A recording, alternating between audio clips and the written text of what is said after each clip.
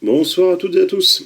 Allez, c'est parti, on va voir le montage d'une toute petite nymphe légère qui pêche dans la pellicule.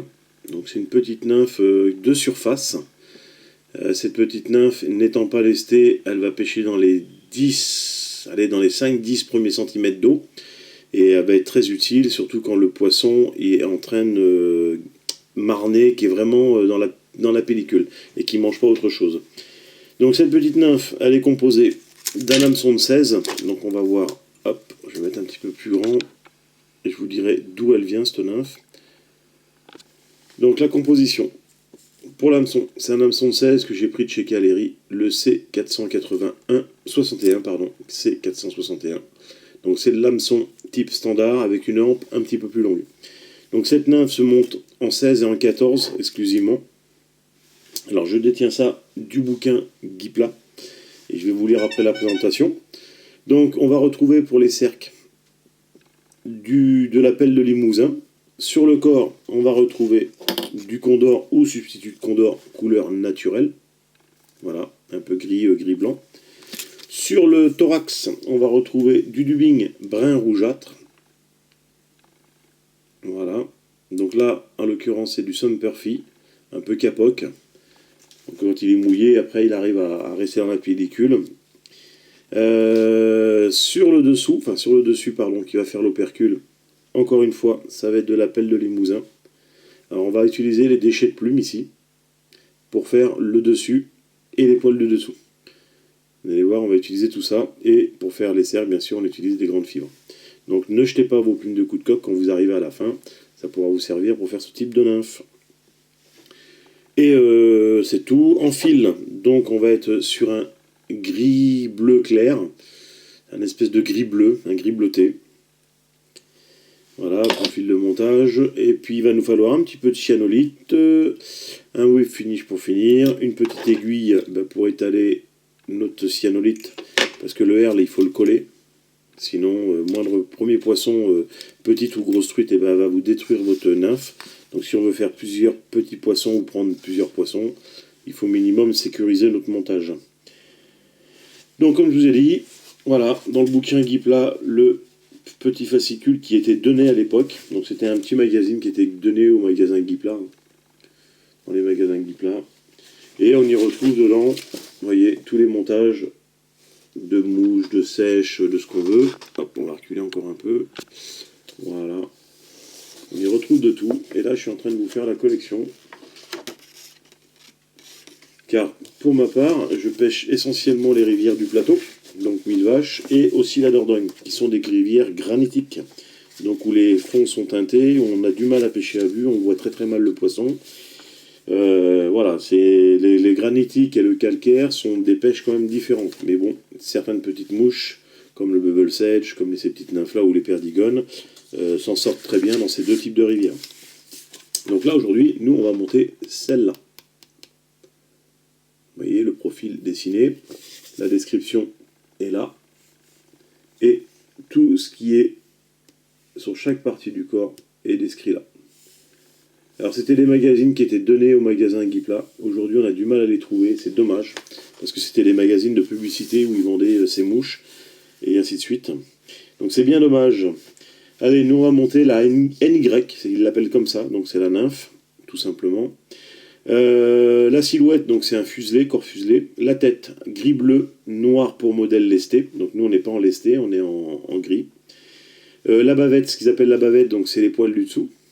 Ici, enfin des poils, c'est des fibres.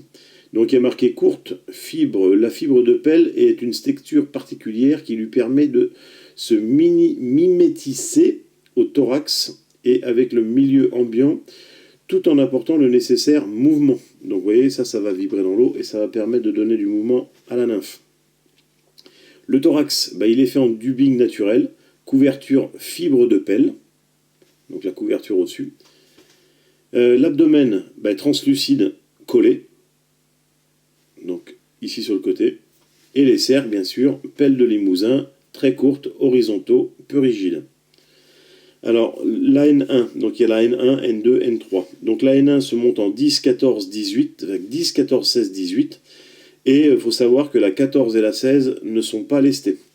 Donc le thorax, ils nous disent un brun rougeâtre, l'abdomen Herle gris-brun, et la bavette M gris cendré rouillé. Donc c'est ce qu'on a là actuellement. Voilà. Après, pour la N2 et la N3, on parle d'olive foncé et de gris bleu pour le thorax. Sinon, tout le reste, ça reste le même produit, les mêmes produits qu'on utilise. Donc vous voyez, on peut le décliner donc en olive foncé, en gris bleu foncé et en brun rougeâtre. Là, on va se la faire en brun rougeâtre. Allez, c'est parti, on va changer d'hameçon. Tac. On va se remettre un petit 16. Alors ce qui est bien sur ces hameçons là, c'est qu'ils ont un micro ardillon. Alors c'est des vieux hameçons qui me restent, hein. Des vieux. Ça fait longtemps que je les ai, c'est pas pareil. Mais c'est des micro ardillons, donc pas trop de dégâts au niveau du poisson. Mais le mieux, c'est de ne pas en avoir du tout, d'ardillons. Allez, c'est parti. Donc on commence toujours pareil, hein. Premier tiers. Hop. Et là, on emmène notre fil de montage vers la fin. Un petit coup de ciseau pour se débarrasser du surplus. À la fin ici, on va prendre quelques fibres de pelle de limousin. Comme ceci. Très courte comme ils disent et très peu. Donc là.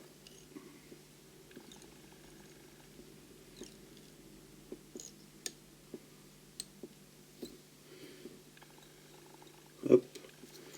Ici, hop, maintenant on sécurise, donc on serre, on passe une fois derrière, ça nous fait remonter un tout petit peu les fibres et on sécurise. Une fois ici, ben on va couper le surplus.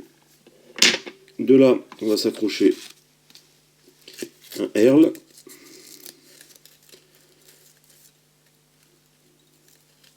Alors, beaucoup me demandent comment on fait pour accrocher un herle. C'est simple, quand vous l'avez pris, soit plume de gauche ou plume de droite, donc aile gauche ou aile droite, vous allez mettre votre herle dans le profil comme ça devant vous, et vous allez voir, je ne sais pas si on va bien voir ici, je vais le rapprocher, voilà, ça vous fait une virgule, je ne sais pas si vous le voyez, pas facile, ça fait une virgule qui s'en va comme ça. Donc ça veut dire que, ici au-dessus, la virgule qui s'en va par là, c'est les fibres qu'il faut qu'on garde. Alors pour ne pas être embêté, voilà, moi je dois les garder, donc ça veut dire que la virgule, elle est comme ça là, je ne sais pas si vous voyez bien là, et bien je vais mettre l'arrondi comme ça là, qui remonte vers moi et face à moi. Et là je vais poser sur le côté. Alors il y en a qui vous disent, ouais, il faut toujours commencer par la pointe. Non, c'est la plume qui vous détermine par où vous commencez. Soit vous commencez par la plus grande fibre, ou soit vous commencez par la pointe.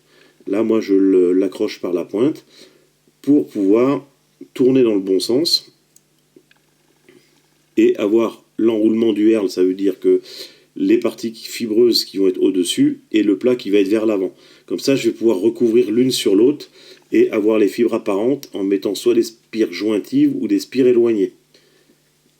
Je ne sais pas si vous avez suivi et compris, mais on va pouvoir permettre d'avoir toujours ces petites fibres qui vont nous permettre de faire vibrer la mouche dans l'eau. Et ces petites fibres, elles vont être plus ou moins éloignées quand on va faire notre cerclage. Soit on met très, très serré, ou soit on met en spire non jointive, très ouverte. Donc là, je suis en train de faire un abdomen à plat, parce que la mouche sur le dessin, elle est à plat. Donc on va faire un abdomen comique ce coup-ci. Donc là, je le fais assez gros quand même. Hop, on va s'arrêter là. Je coupe l'excédent.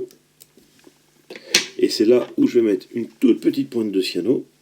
Voilà, pour sécuriser ma fibre de limousin. De vautour. Là, je prends une pince à racle, je pince au bout. Et là, c'est parti. Je vais enrouler ma fibre. Et là, vous voyez, la fibre, elle apparaît bien. Et je peux serrer mes spires ou pas les serrer du tout. Pour avoir toujours le même écartement.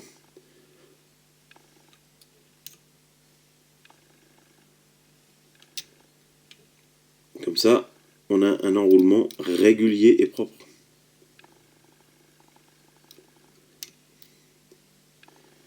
Alors c'est là où c'est difficile, c'est pas de choisir son côté de fibre, c'est aussi prévoir la longueur qu'il faut. Vous avez vu, j'arrive en bout de pince, et il reste pas beaucoup de fibres pour enrouler. Donc là, on coupe à ras, tac. Là, on sertit bien le tout comme il faut. Ici, c'est là où on va rentrer tout en jeu. Où on va prendre, rappelez comme je vous ai dit, cette bout de plume qui nous reste là. Et bien là, on va la fixer dessus. Et c'est là où ça va être assez dur parce qu'il va falloir qu'on calcule notre grosseur de thorax et que nos plumes, nos fibres se rabattent par-dessus et devant. Donc là, pour bien faire, moi je tire sur la plume. Alors, on va desserrer un peu. Voilà. Et pour pas que ça soit trop long, vous voyez, j'en laisse dépasser 1 ou 2 mm derrière la courbure, pas plus. Parce qu'après, vous allez vous retrouver avec des grandes fibres sous le thorax. Là, je serre le tout, je coupe l'excédent. Et comme les fibres de coup de coque ont tendance à glisser, c'est pareil, on reprend un tout petit peu de colle et on remet un petit peu de cyano pour sécuriser le montage. Comme ceci. De là, on va prendre de la fibre pour le thorax. Et vous avez vu, j'en prends très très peu et je l'allonge surtout. Parce que là, il va falloir qu'il soit compact et bien serré. Vous voyez, sur le fil, si on y regarde bien, ça fait pas beaucoup de dubbing. Mais on va y aller parcimonie. Vous voyez, ça fait pas beaucoup. Hein. On va y aller tout doucement. Je préfère qu'on en remette plusieurs fois, plusieurs couches. Là, on revient à la base et là, on remonte. Et là, on va recréer encore une autre petite couche. Donc, on va en remettre encore un peu pour créer cette fameuse petite thorax en forme de boule.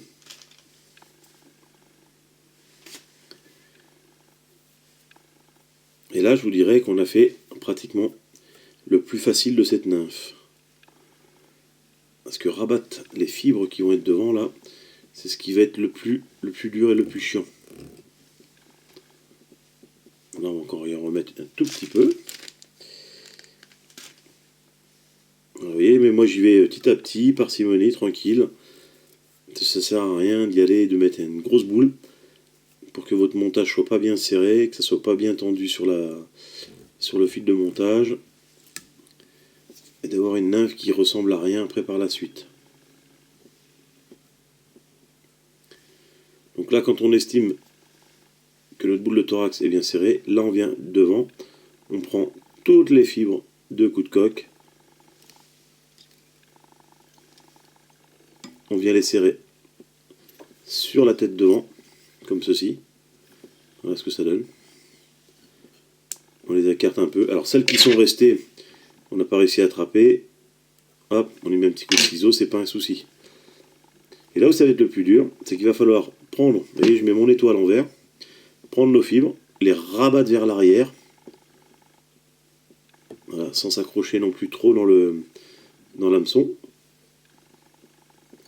et essayer d'aller dresser notre tête. Et comme je vous ai dit, ça, c'est pas ce qu'il y a de plus facile. Vous voyez, ça se divise tout seul, mais il faut réussir à bien les passer.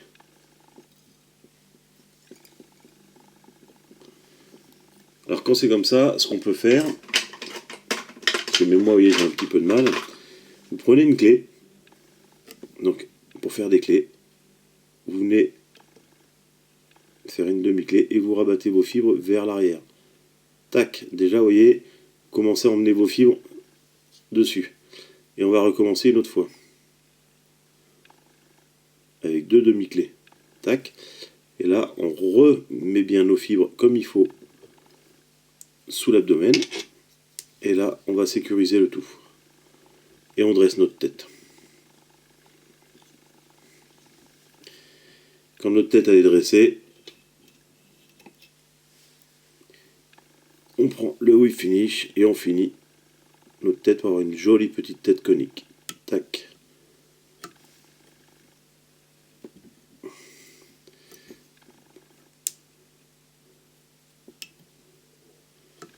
Et ils disent que devant, c'est une petite tête laquée. Donc normalement, on se prend une de la goutte mère du vernis. À l'époque, c'était du vernis. Les UV n'existaient pas. Donc là, nous, on va le faire avec l'UV. Et on va y aller tranquillement. Et on va sécher ça. Donc il faut de la assez épaisse. En résine UV. Pour pas que ça y aille encombrer toutes les fibres qu'il y a de l'autre côté. Hop.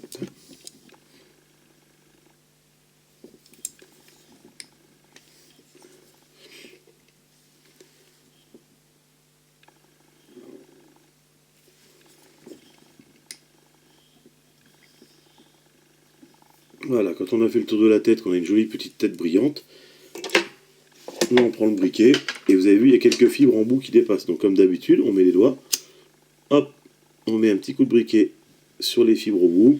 Notre œillet, on sait qu'il est débouché, il n'y a pas de problème. Celle-là est un peu grosse. Voilà, vous voyez, notre œillet est complètement débouché, il n'y a pas de souci. Hop là. Donc voilà notre petite nymphe, avec petite vibration dessous, petit thorax, petit abdomen. Alors c'est une nymphe, je vous dis, c'est pas qu'elle est dure, mais il faut vraiment être précis dans ses mouvements et la monter tranquillement, prendre son temps. Parce que les fibres ne sont pas faciles à attraper, elles glissent, elles replient, et surtout c'est des longueurs, mais pas très longues, vous voyez, il n'y a pas de grande longueur au bout. Et voilà, donc bon montage à tous, amusez-vous bien, les montages plus compliqués, on en fera d'autres, et ça permettra aux débutants ou non débutants de se faire la main et de changer de technique aussi. Allez, ciao ciao, bon montage à tous.